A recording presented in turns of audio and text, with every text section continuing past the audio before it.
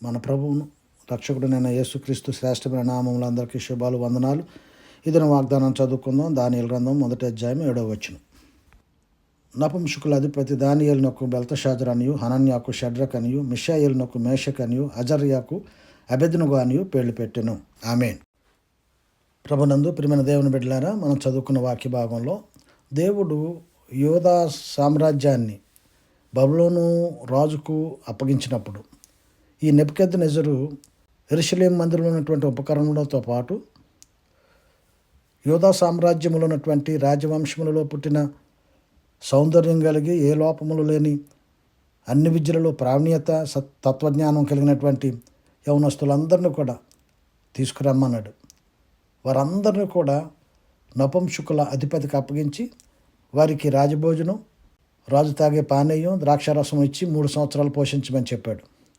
ఆ సందర్భంలో ఈ అధిపతి తీసుకొచ్చినటువంటి అప్పగించబడినటువంటి యవనస్తులందరికీ కూడా పేర్లు మార్చాడు. కానీ అందులో 4 యవనస్తులు మాత్రం ప్రత్యేకంగా కనబడుతున్నారు. వీరి పేర్లు కూడా మార్చబడ్డాయి. మరి ఎవరనంటే మనందరికీ తెలుసు, దానియేలు, షడ్రక్, మేషకు, అబెద్నెగో. వారి అసలు పేర్లు ఇవి కాదు. వారి పేర్లు మార్చాడు. కానీ వారి ప్రవర్తనలో కానీ, వారి యొక్క అలవాట్లలో కానీ, వారి సాంప్రదాయాల్లో కానీ ఎక్కడ కూడా మార్పు రాలేనట్టుగా మనం చూస్తాం ఈ 4 యవనస్తుల్లో. పేర్లు అయితే మార్చగలిగాడు, కానీ వారి అలవాట్లు, వారి సాంప్రదాయాలు, వారి భక్తి జీవితం, వారి ప్రార్థనా జీవితం ఎక్కడ కూడా ఎవ్వరు కూడా మార్చలేకపోయారు. ఆ యూదా సామ్రాజ్యంలో ఎలాగైతే దేవుని కొరకు బలంగా జీవించారో, ఈ బబులోను సామ్రాజ్యానికి వచ్చిన కూడా అప్పుడు కూడా వారు బలంగానే జీవించినట్లుగా మనం చూస్తాం. అందుచేత దేవుడు వారిని అత్యధికంగా ఆశీర్వదించాడు.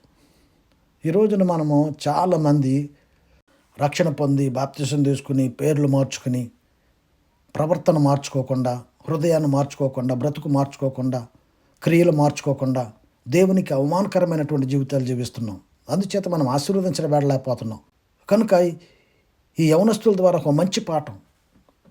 పేర్లు అయితే మార్చగలిగారు, కానీ వాళ్ళు అధికారులు వారి బ్రతుకుని మాత్రం మార్చలేకపోయారు. దేవుని కొరకు బలంగా నిలబడ్డారు. అట్టి విధమైన కృప మనం కూడా పొందుకుని ఆశీర్వదించబడదాం. ప్రార్థన చేసుకుందాం. పరిశుద్ధుడైన తండ్రి, ఘనమైన దేవా, నీకు వందనాలు, స్తోత్రాలు. ఈ ఉదయకాల సమయంలో మమ్మల్ని అందరినీ కూడా ఆ యవనస్తుల్లాగా మంచి ప్రవర్తనతో జీవించి నీ నామానికి మహిమకరంగా బ్రతకడానికి నీ కృప మాకు అందరికీ అనుగ్రహించమని, దీవించి కృప చూపించమని యేసయ్య నామములో ప్రార్థన అడిగి వేడుకుంటున్నాం తండ్రి. ఆమేన్.